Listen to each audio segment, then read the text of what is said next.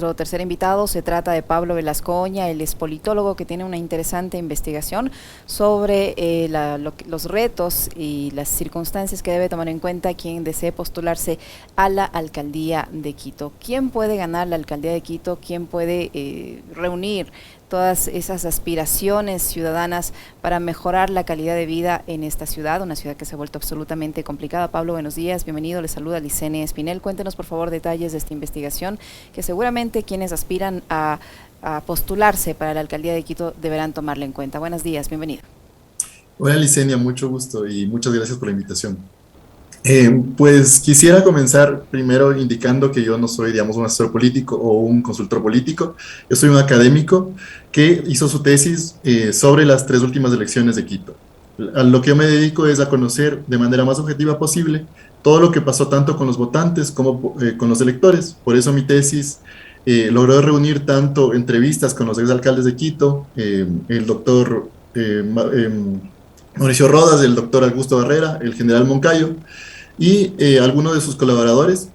En total hice como 15 entrevistas a personas protagonistas de todas estas elecciones y también tuve acceso a las encuestas de clima social, que son muy buenas encuestas, desde el 2009 hasta el 2019, de tal manera que pude tener como algunos hallazgos bastante interesantes que podrían servir para pensar las elecciones del 2023. ¿Cuáles No son las sé, conclusiones? ¿Cuáles son las conclusiones? Cuéntanos.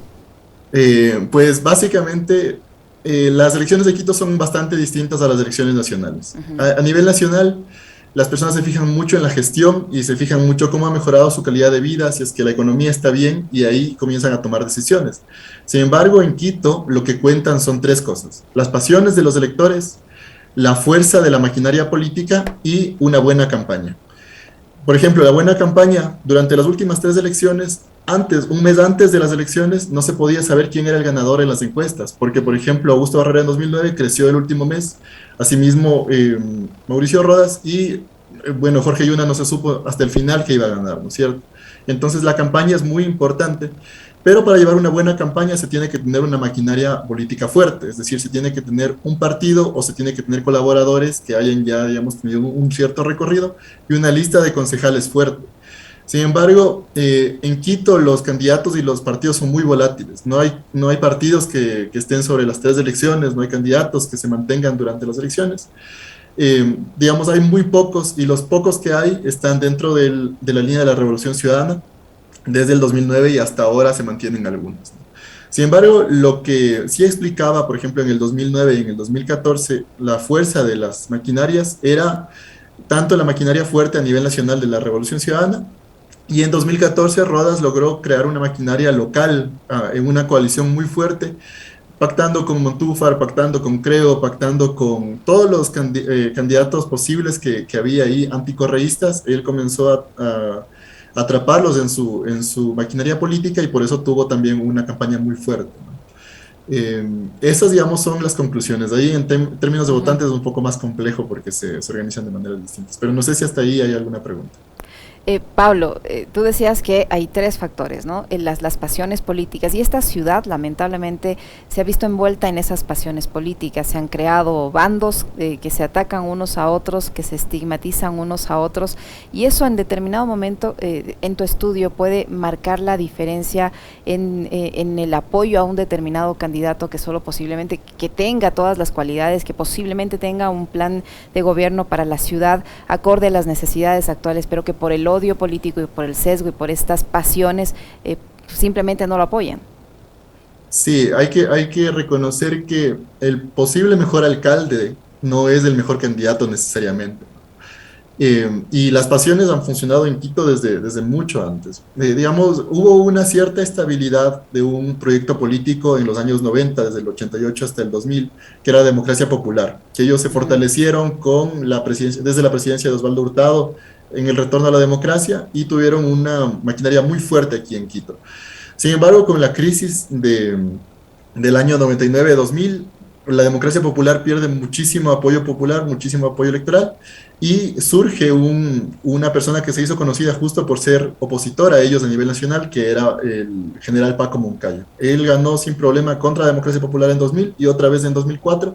Sin embargo, desde el 2006, lo que rompe el tablero político es la llegada de Rafael Correa, Ahí el escenario se rompe entre correístas y anticorreístas. Entonces, en el 2009 había, por ejemplo, 66% de voto correísta que se fue en su gran mayoría, en el 72%, hacia Augusto Barrera. Y eso, digamos, explica como la fuerza de todo este proyecto político, cómo fue ganando en todos los aspectos nacionales, ¿no? Ujú. Sin embargo, en el 2014 el correísmo ya había perdido un poco de fuerza, no tanto, digamos, estaba ya en un 60%, pero Mauricio Rodas llevó una campaña muy bien hecha, con muchísima cercanía al pueblo, con mensajes muy claves, con ataques muy claves también al candidato, al otro candidato, y logró neutralizar el apoyo correísta hacia Barrera y robó muchos votos correístas para él y por eso logró ganar. Sin embargo, ya en el año 2019, cuando hubo estas últimas elecciones, el Sí. correísmo ya había decaído mucho. Ya no era el 60% de correístas, ya era un 30% de correístas, que en su gran mayoría, en el 50%, se fueron a Luisa Maldonado, y es por eso que ella también saca una buena votación, ¿no? Sin embargo, en este momento hay que tomar en cuenta que esta fragmentación, correísmo-anticorreísmo, ha ido perdiendo tanto vigencia en el escenario nacional, porque ya no está el proyecto de la Revolución Ciudadana, tanto, digamos, la gente ya no entiende tampoco qué es el correísmo anticorreísmo, sobre todo la mayoría de los votantes que son hasta ahora los jóvenes, ¿no? Ujú. Imaginen los jóvenes de 25 años como yo, para atrás, teníamos 18 años, 19 años cuando el correísmo ya salió del poder. O sea, Ajá. recordamos poco de las políticas públicas, de cómo pasó nuestras condiciones de vida cuando éramos niños, y mucho menos los electores de ahora, 16 años, 17, 18 años. Entonces, en este momento hay un 50% de personas que están fuera de esa lucha correísmo-anticorreísmo, y el número de correístas en Quito ha decaído mucho, ¿no? Ujú. Recordemos que, por ejemplo, Arauz en la primera vuelta quedó tercero, después de Lazo con el 23%, Herbas casi con el 23% también, y Arauz solo sacó un 22%. En este momento, las personas dentro de las encuestas que dicen que votarían por el candidato correísta es del 12%. Entonces, plantear una propuesta basada en ese recuerdo de lo que fue antes un proyecto político es, digamos, un poco irreal en este momento. No tendría mucho éxito, quieres decir. No tendría mucho éxito. Ajá.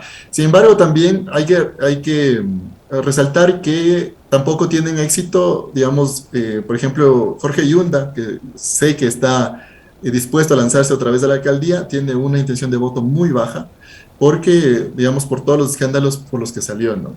Guarderas, por todos los escándalos también que está teniendo, tiene una intención de voto muy baja. Y Lazo tampoco es que está bien en su gestión. O sea, si es que él como saca un candidato propio, va a haber un cierto número de personas que, digamos, está convencida de su proyecto político, pero hay un electorado muy grande que todavía es muy volátil y que no se sabe a dónde va a ir, pero se sabe que tiene mucho rechazo con los políticos que han estado en escena. ¿Quién va quién reuniría de los que se conoce, de los nombres que aparentemente podrían postularse a la alcaldía de Quito? ¿Quién podría reunir todas esas aspiraciones ciudadanas, tomando en cuenta todos estos elementos que tú dices, ¿no? Que ya el correísmo en Quito ha perdido fuerza, que el candidato al que el presidente apoye tampoco tendría un buen resultado también por los resultados en la gestión general que estamos viendo. ¿Quién podría reunir las características Pero necesarias para ganar? ahora hay un vacío de poder, ¿no? O sea, Exacto. ahí ya depende de quién, primero, cree una maquinaria fuerte, o sea, quién cree muchas alianzas y tenga concejales fuertes también. Eso es una cuestión. Otra es tomar en cuenta que el electorado en Quito, si bien ya no funciona correísmo, anticorreísmo tanto, digamos, hay un 40% del electorado que todavía se basa en eso. Eh, Sin embargo, sí hay como fracturas en Quito que explican las elecciones. Por ejemplo, la fractura entre sectores ricos y sectores pobres. Digamos, el hipercentro de Quito, alrededor de Parque La Carolina, el Quito Tenis, el Quicentro, incluyendo Cumbayá también, han votado siempre por una propuesta política distinta a la que votan los otros sectores, ¿no? Ellos generalmente votan, por ejemplo, en 2009 por Antonio Ricaurte, en 2014 por Mauricio Rodas y en el 2019 por César Montúfar. Ujú. Mientras el sur de Quito, el sur urbano, el norte periférico y las ruralidades votan de manera distinta. Hay como fracturas de clase en ese sentido.